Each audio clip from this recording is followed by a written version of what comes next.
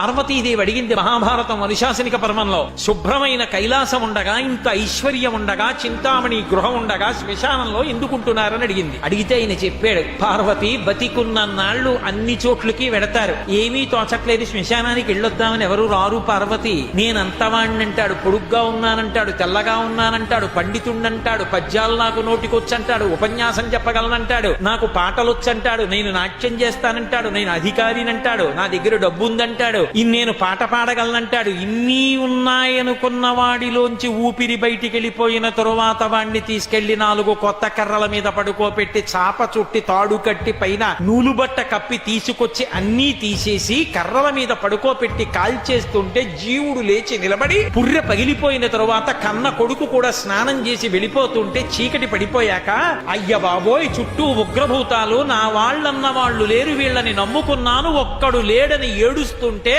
నేనున్నాను రా అని చెప్పడానికి నేను కూడా లేకపోతే చచ్చిన వాడు 1000 మాటలు చచ్చిపోతాడని అక్కడ ఉన్నాను పార్వతి, నా కర్మకాల అక్కడ లేనన్నాడు.